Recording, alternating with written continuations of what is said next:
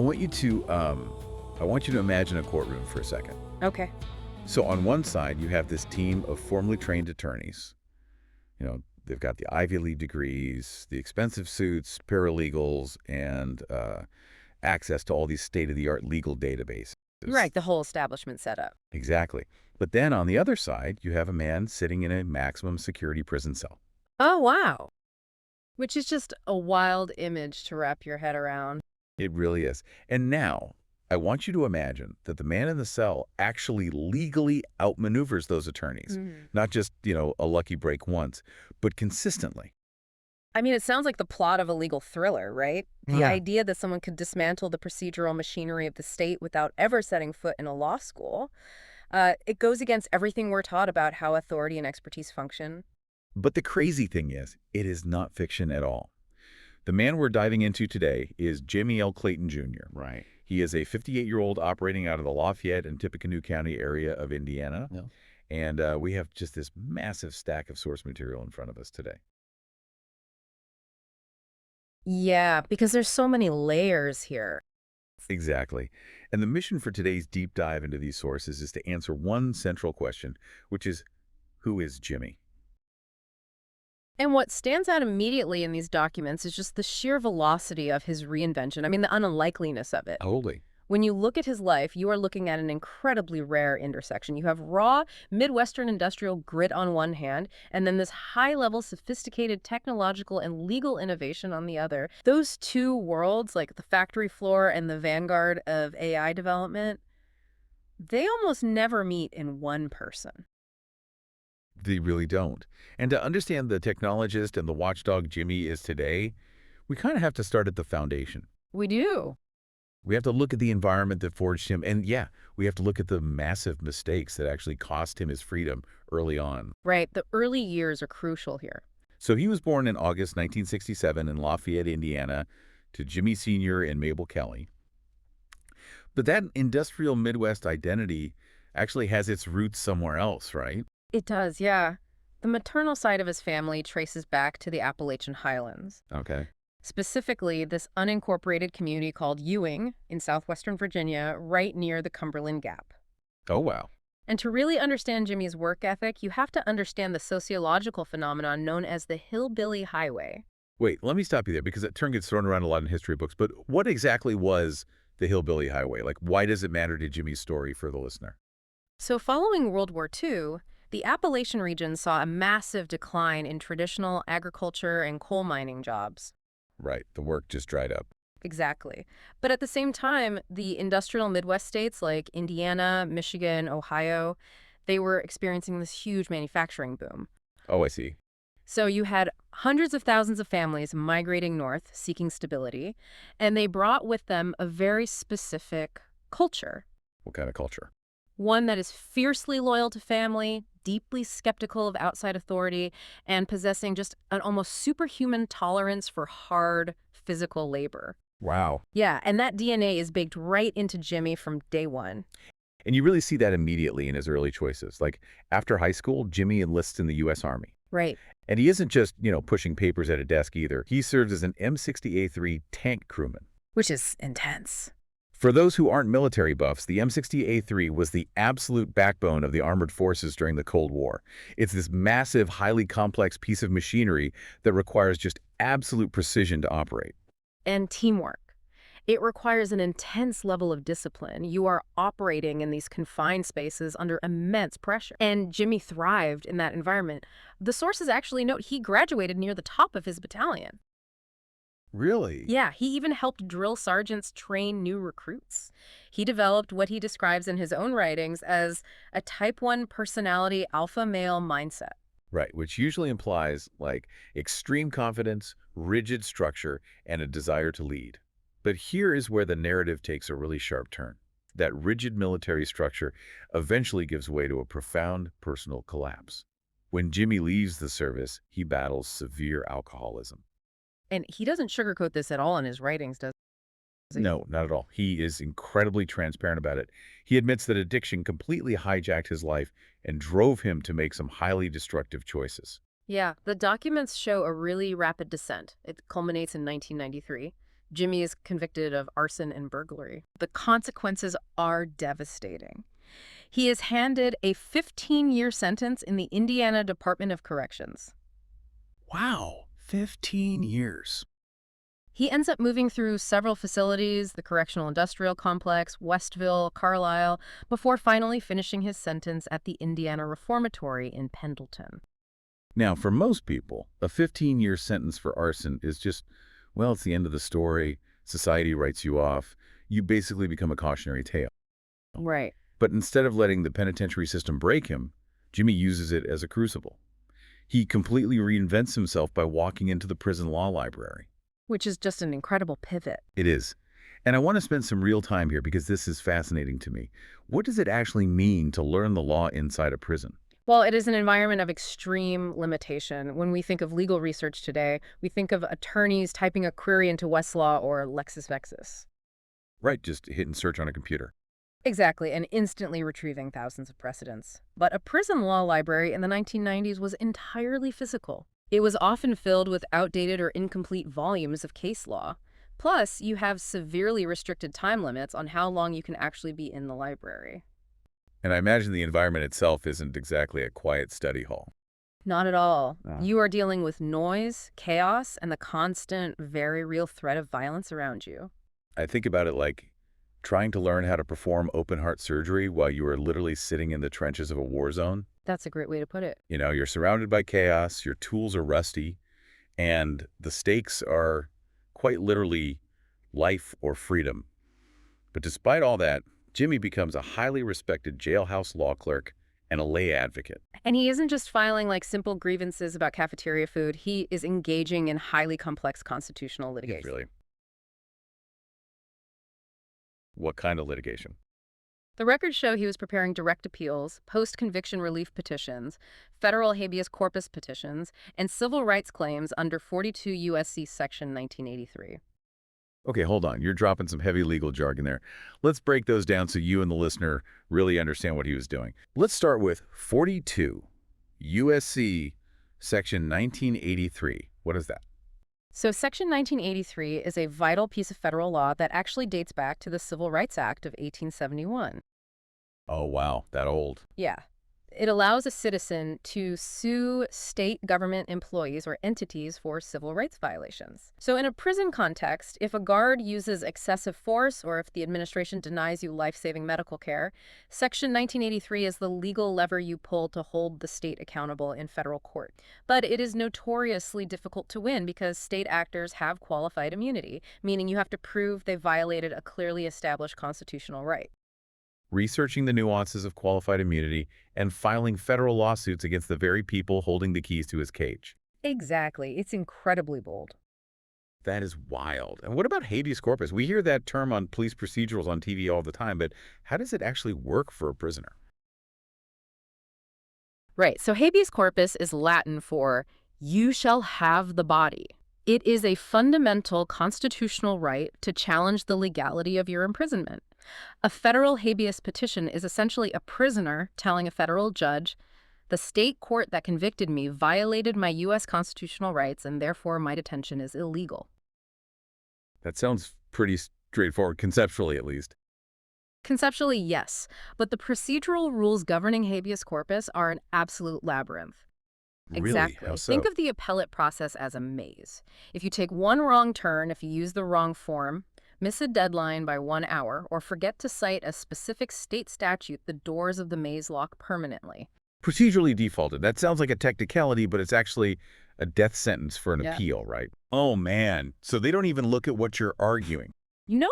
The court will not even look at the merits of your argument. They will just dismiss it on procedural grounds. And what is astonishing about Jimmie's record as a lay advocate is that he explicitly notes he never procedurally defaulted a case.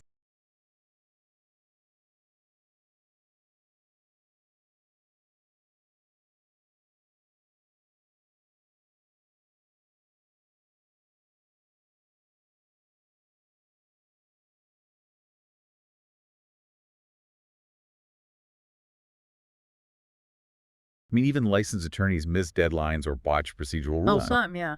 But Jimmie navigated that maze perfectly every single time for himself and for his fellow inmates. And ultimately, he used this exact self-taught knowledge of the law to successfully challenge his own case, winning his release in 1999.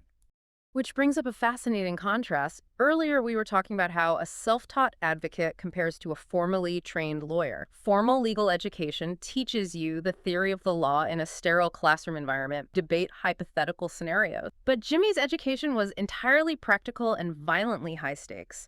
Every single motion he drafted had an immediate, tangible consequence on a human being's liberty. Right, it wasn't a grade on a paper, it was someone's life. Exactly. He understood the mechanics of the law not as abstract concepts, but as raw levers of power. But unfortunately, the outside world doesn't really see it that way. When Jimmie gets out in 1999, he puts together what should be an incredibly compelling resume. You would think so. He outlines this pristine track record of high-level appellate success, and he sends it out to law firms across Lafayette, Indiana, hoping to get a job as a paralegal or a legal researcher. And the response he receives, in his own words, is deafening crickets. The formal legal institutions flat out rejected him. It didn't matter that he had a proven life or death track record. He lacked the traditional pedigree. Right, he didn't have the piece of paper from the university, so the gatekeepers kept the gates closed, which is incredibly frustrating. So let me ask you, if the traditional route is completely blocked, where does a guy with this hyper-analytical, high-stakes mindset go to apply it? Like, he needs an environment that respects results over resumes. Well, he returns to his roots. He pivots to the industrial sector. Okay, the hillbilly highway background kicks in. Exactly. He starts working at K&M Steel in Lafayette, making excellent money there until the factory relocates to Ohio. Then he actually leans into his own past struggles with addiction and gets hired at the New Directions Treatment Center. Oh, wow. And he thrives there, right? He does. He gets rapidly promoted to foreman. Which I think shows that he isn't just this cold, calculating legal mind. He has a deep capacity for empathy. He understands broken people because he was broken, and he knows how to build rapport. But his industrial career really peaks when he moves up to Holland, Michigan, to work for Harbor Steel. Yeah, his decade at Harbor Steel is remarkable. He maintains perfect attendance. Perfect attendance over 10 years. Over a decade. He works in the sheet metal department, eventually becoming the third shift lead. He is fabricating materials, managing the routing of trucks, and actively setting the safety and work culture for the entire division. The notes actually mention he was specifically shearing to print. For the listener who hasn't worked in metal fabrication, why does that specific detail matter? So shearing to print means taking a massive sheet of raw metal, reading a highly complex engineering blueprint, and using heavy industrial machinery to cut that metal to the exact, precise specifications required. If your cut is off by a fraction of an inch, the entire piece is scrap. It requires mathematical precision, intense focus, and zero tolerance for error. So it's basically physical coding. That's a great analogy. It's exactly the same skill set he used in the prison law library, taking raw data, applying a strict set of rules, and producing a precise output. He is proving that the discipline he learned as a tank crewman translates perfectly to industrial management. He had built a stable, respected, and highly successful blue-collar career. You really had.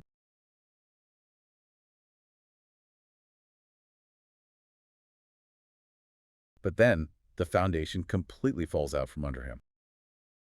It does. Over a span of roughly 11 years, from 2014 to 2025, Jimmie suffers an unimaginable sequence of personal tragedies. He loses his entire immediate nuclear family.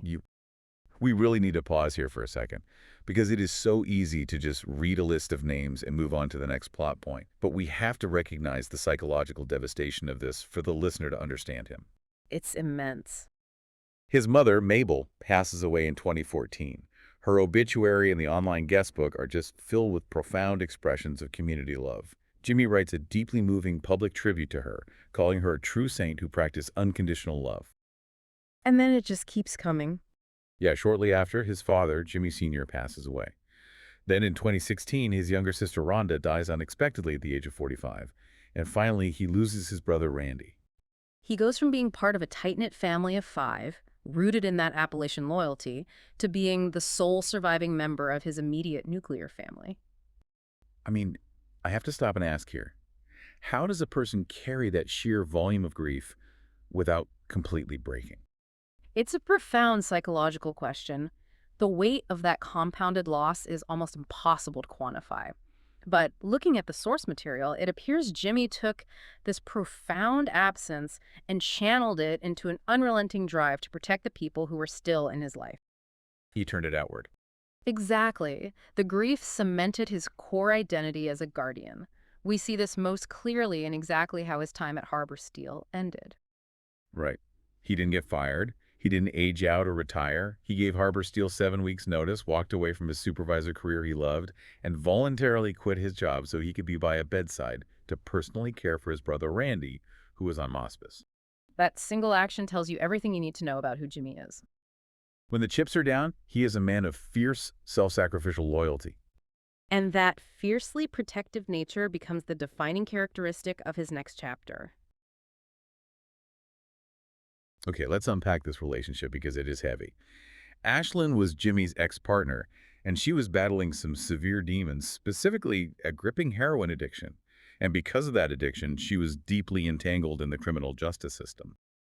Now, here is where we have to be very careful as researchers because public court documents can often obscure deeply personal, painful human truths. Wait, hold on. This is a critical correction we have to make for you, the listener. If you look at the official legal motion filed in Tippecanoe Superior Court, the document is literally titled, Motion for Immediate Release Due to Posted Bail. It explicitly states in black and white that a $5,500 bail was posted in full by Jimmie L. Clayton Jr. on September 26, 2024. And when I first read that, I was shocked. I thought, the guy works a blue-collar job, he's on a fixed income, and he's just dropping almost $6,000 out of his own pocket to bail out an ex who is actively using heroin. That sounds completely reckless. Am I missing something? You are, and it's a vital distinction. The official court record makes it look like Jimmie acted as her financial savior using his own funds. But the firsthand reality, documented in the supplemental notes, is entirely different. Jimmie did not pay her bail with his own money. So where did the money actually come from? Well, Ashlyn was pregnant at the time and had made the incredibly difficult decision to work with an adoption agency to place the baby with a loving family. From that adoption process, she received a $4,000 stipend. Jimmie merely facilitated the transaction. He used Ashlyn's own stipend money to pay her bond and hire her attorney. Wow, it just shows you how the sterile legal paperwork rarely tells the whole complicated human story. It makes him look like a wealthy benefactor, when in reality he was just executing her wishes with her own funds. But let's be clear, while he didn't pay the bail out of pocket, the financial and emotional support Jimmie did provide from his own meager resources was immense. Truly immense. The sources include a deeply personal, agonizing document written by Jimmie titled, A Final Letter from a Man Who Loved You Through Everything. That title alone is just gut-wrenching.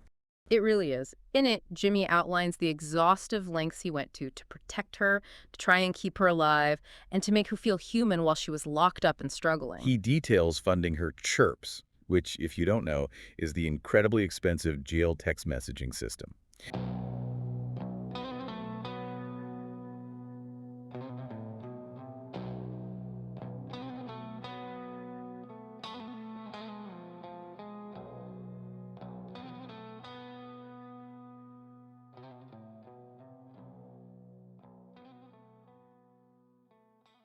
And when she was out, he took her to her first casino.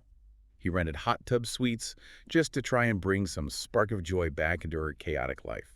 He stood up for her in court. And we have to mention the physical toll. Right. He writes that he got beat with a bar stool, had his truck tires slashed 4 times, and lost a $4,000 computer in the chaos of her world, all because he was trying to protect her. But the tragedy of this relationship is the raw power of a trauma bond. Ashlyn was entangled with another man, someone named Jeff, in the letter, who Jimmie describes as abusive, controlling, and manipulative. That title alone is heavy. His battle for Ashlyn Perigo's freedom, who we just discussed regarding the surety bond, bled heavily into his private life. Which brings us to a profound psychological paradox within Jimmie's character. We can refer to this as the benefactor's burden. The benefactor's burden. I like that phrasing. Throughout all the sources, Jimmie is characterized by an extreme, almost pathological loyalty. He is fiercely protective of the people in his orbit. But that instinct has a very dark shadow side.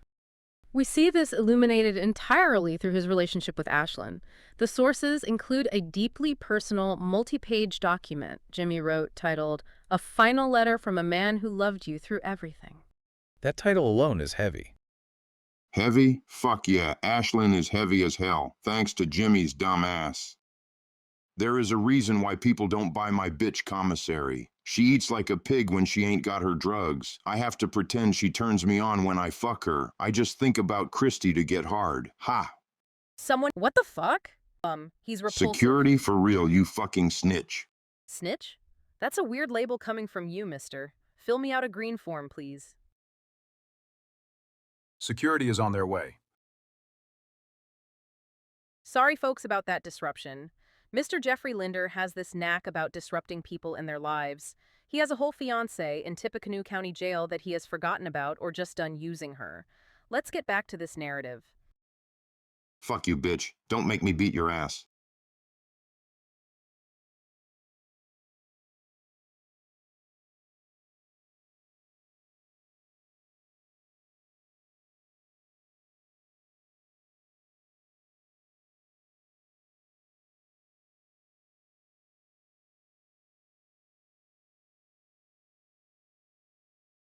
He poured everything he had into saving her.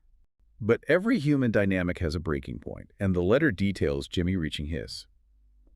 Ashlyn repeatedly chose to bypass Jimmie's stability to involve herself with another man, identified in the letter as Jeff.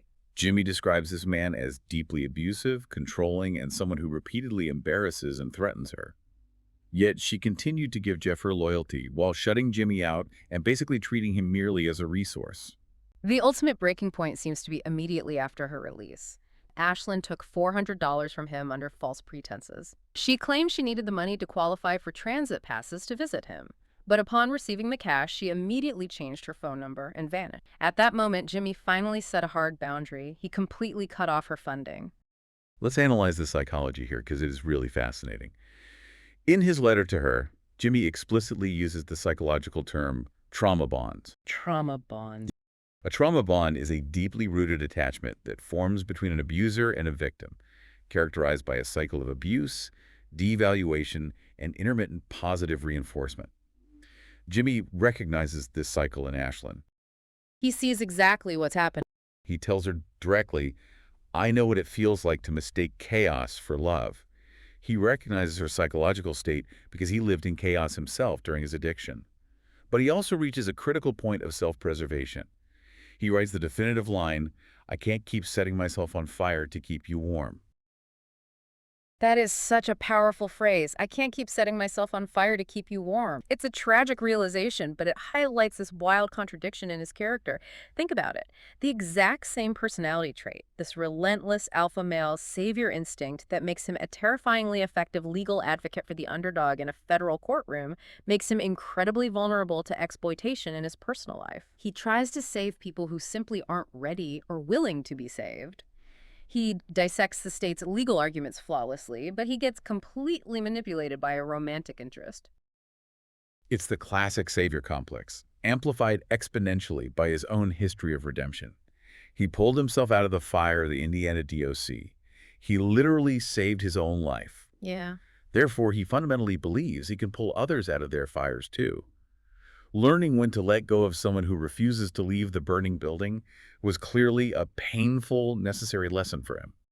But what is so incredible about Jimmie is that he doesn't let that personal betrayal turn him bitter or make him retreat. While he was pouring energy into saving individuals in his personal life and fighting the courts with his manual legal filings, he recognized a bottleneck.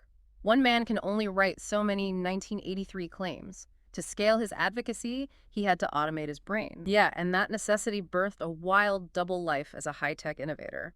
Which is where we are transitioning now. From the analog world of prison libraries and bail bonds into the digital frontier. This brings us to Obsidian Syndicate.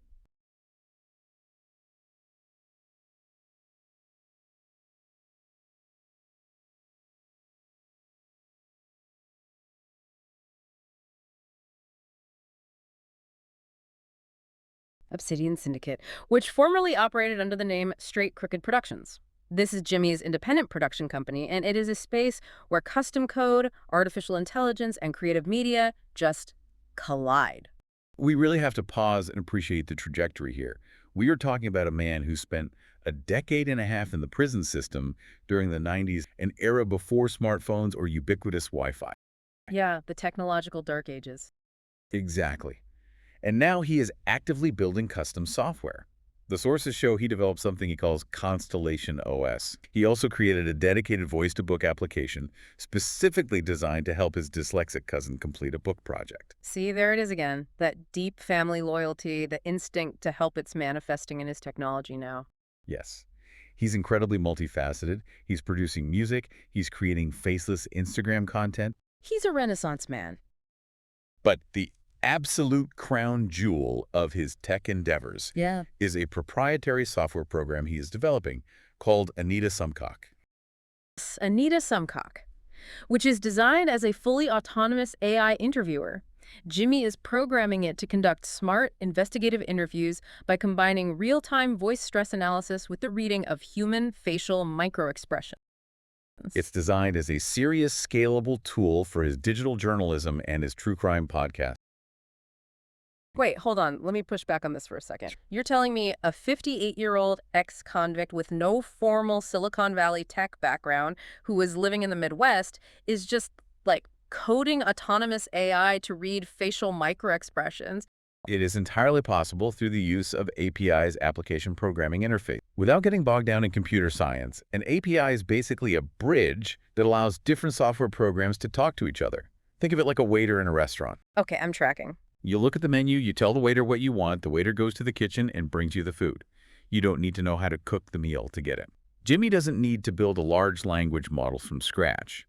He can use APIs to connect existing powerful AI engines like OpenAI or advanced facial recognition software and write the custom code that dictates how those specific tools interact to serve his investigative goal. Okay, that makes a lot of sense. He's the architect connecting the different tools. Okay. But there is a massive juxtaposition here that just blows my mind. We have this guy writing complex API integrations for AI, but at the exact same time, there is a letter in the sources that he wrote to a local used car dealership called RightWay Auto.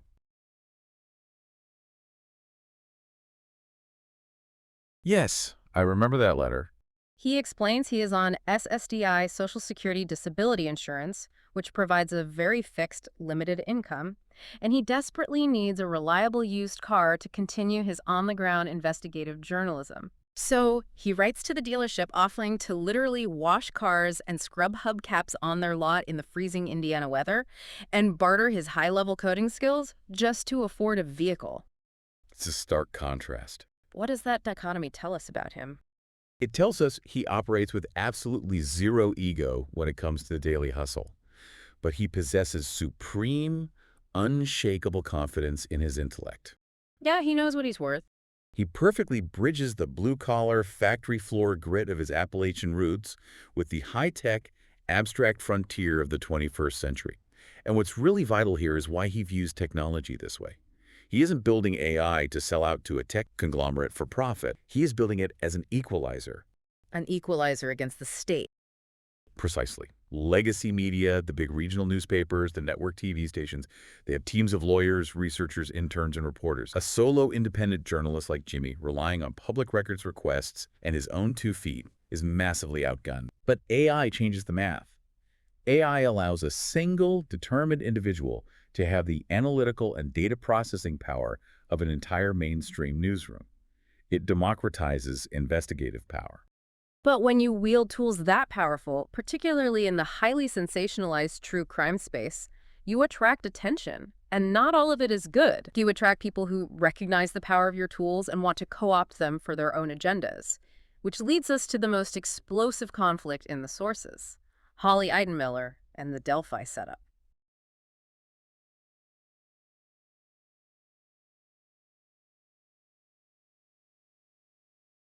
This is the moment where Jimmie's high-tech aspirations collide directly with the ugly reality of local media corruption. To expand his AI capabilities and increase his reach, Jimmie merged his company with a man named Anthony Greeno. They formed a partnership billed as AI-driven investigators. Okay. And they took this newly formed partnership and pitched their AI audio and video skills to a woman named Holly Eitenmiller. She was the editor of the Carroll County Comment. And according to the communications, Holly promised them the moon. She promised them a company car, expensive camera equipment, and crucially, she promised to launch a sister publication where Jimmie and Greeno could investigate the infamous Delphi murders without the editorial restrictions of the main paper. She even insisted on moving them into her own home in Delphi, claiming they needed a secure base of operations to work non-stop on these highly sensitive stories. Which sounds great on paper. It does. But the sources, specifically Jimmie's meticulously published timeline and his sworn legal affidavit, reveal that this was not a business merger, it was a calculated trap.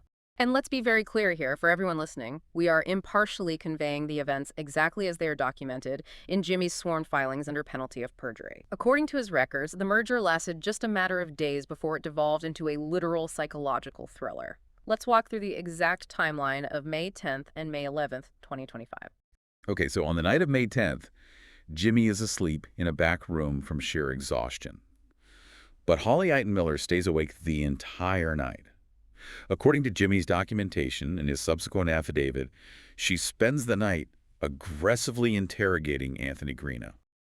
She takes covert photographs of him. She's texting county officials in the middle of the night, including her boss at the paper and the local sheriff. She's actively, desperately trying to build a narrative that her new business partner, Greeno, is somehow the elusive bridge guy, the prime suspect in the Delphi double homicides. But she has a mechanical problem. She needs a legally viable reason for law enforcement to actually come to her apartment, breach the threshold, and detain him. She needs probable cause. Exactly. And according to Jimmie's affidavit, Holly later admitted to him exactly how she manufactured that probable cause. Yeah. She took her own personal bag of cannabis and planted it directly next to Greeno while he was sleeping. She literally told Jimmie, I had to put it there so they'd come. So, the morning of May 11th, Jimmie wakes up disoriented to find armed sheriff's deputies standing over him in the bedroom. He walks out into the kitchen and sees his business partner, Greeno, in handcuffs. And Holly is frantically claiming she has evidence Greeno is connected to the Delphi murders, pointing to a replica movie prop hat Greeno owned as her smoking gun. It is the absolute definition of weaponized journalism. An editor using her personal connections with local law enforcement and her platform's authority to stage a crime scene and frame an associate for a double murder. It's wild. Yeah. But what is most telling about this entire bizarre saga is Jimmie's reaction. Right. Let's put ourselves in his shoes for a second. You wake up, there are cops in the house, and your boss has just framed your business partner for one of the most famous murders in the country. Most people would panic. A guy with a 15-year prison record for arson would usually run out the back door or start screaming at the cops, entirely escalating the situation. You would expect a massive fight or flight response. Exactly. But Jimmie's prison-forged legal mind kicks in instantly. He recognizes the staging, he sees the chessboard, he doesn't panic, and he doesn't run. He goes incredibly, terrifyingly clinical. He writes that he did everything by the book. He doesn't argue with the deputies. He meticulously packs up all of Greeno's belongings to ensure nothing else can be planted and secures them in a local storage unit. He takes an expensive projector that Holly had illegally allowed him to take from the Chamber of Commerce and returns it directly to the police department to avoid theft charges. He promises full, calm cooperation to the officers, and then he deploys his weapon. The law. Yes, he files a sworn affidavit of probable cause with the prosecutor's office against Holly Eitenmiller for false informing, evidence tampering, and theft. He documented the staging perfectly. He turned the investigative lens and the power of the law right back on the editor who thought she held all the cards. And this event seemed to radicalize his fight against media gatekeeping even further. He realized that the legacy media isn't just ignoring the truth. Sometimes they are actively manufacturing the lie. Yeah, in the wake of the Delphi case, he writes this searing, brilliant piece called Access Denied. Anthony Greeno was fighting the courts to get access to public trial exhibits from the Delphi case. We're talking about audio and video files that were already played openly in court. But the court clerk repeatedly denied him, giving a bogus circular reason about pending appellate filings. Jimmie's article dismantles this legal hypocrisy piece by piece. He points out the massive institutional double standard. If a mainstream TV station asks for those records, the clerk hands them over immediately. But when a solo digital independent journalist asks, the judiciary suddenly acts as an impenetrable gatekeeper. He argues passionately that the Access to Public Records Act applies to all citizens, not just credentialed legacy media who play nice with the state. He's exposing how the system relentlessly protects its own, whether it's a newspaper editor staging a crime scene with impunity or a court clerk hiding public evidence from independent watchdogs. Which forces us to step back and synthesize exactly who this man truly is. Jimmie L. Clayton Jr. is a walking, breathing paradox. He really is. He is an ex-convict who served 15 years in a concrete cell, yet he possesses a master-level fluency in federal constitutional law that most practicing attorneys would envy. He is a man who endured the compounding tragedy of losing his mother, father, sister, and brother in rapid succession, yet instead of collapsing into his past addictions, he fights with relentless, protective energy for his community and for flawed individuals like Ashlyn. That's astounding. He's a blue-collar Midwesterner offering to scrub hubcaps in the freezing cold, who is simultaneously writing API integrations and coding autonomous AI software to revolutionize investigative journalism. You know, his life has been a sequence of intense, consuming fires. Some of those fires he started himself in his youth, fueled by his addiction, his lack of structure, and his mistakes. Yeah. But the fires he fights today are systemic ones, the quiet, bureaucratic fires that consume the poor and the defenseless. And every time he walks into the flames, he emerges from the ashes sharper, more resilient, and honestly, more dangerous to the status quo than he was before. Which leaves us with a final thought I want you to mull over long after this deep dive ends. Our traditional justice system, the county courts, the local jails, the legacy media that covers them relies entirely on an assumed imbalance of power. It assumes that the state has all the resources, all the money, all the technology, and all the institutional knowledge. The system operates as a massive machine designed to efficiently process the defenseless. But what happens to the integrity of that machine when the citizens arriving at the gates are no longer defenseless? Exactly. What happens to the status quo when a self-taught, prison-educated lay advocate arms themselves with autonomous artificial intelligence, a lethal understanding of federal civil rights law, an unyielding blue-collar grit, and absolutely nothing left to lose? The system was built to process the weak. It was never, ever built to withstand the watchdog. Thank you for joining us on this custom-tailored deep dive into the sources. Stay curious, keep questioning the narrative, and we'll see you next time.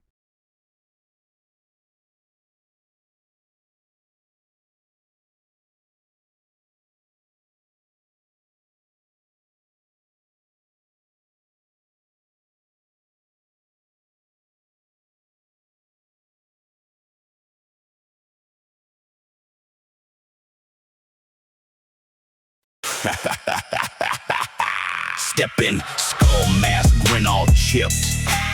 Hear that floorboard talk when I shift. Back room cold, but my pulse runs hot. Got a mean little calm in the knot. Red cup tilted, eyes don't blink.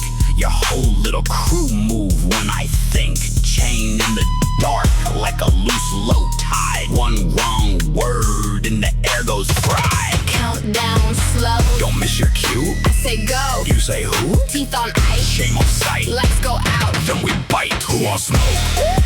Who wants smoke? Say it again. Who wants smoke? House too small. Too small for hope. Who wants smoke? Who wants smoke? I keep a hush where the panic lives. You bring a lie. I bring back ribs, nails on glass. Let the whole room flinch. One cold stare. And the weak ones twitch. Mama said, child, let your shadow grow. So I fed mine on the midnight oath. If you came for mine, better come with proof. Cause my tongue got a blade and it cuts straight through. Countdown slow. Don't miss your cue. I say go. You say who? Teeth on ice. Shame on sight. Let's go.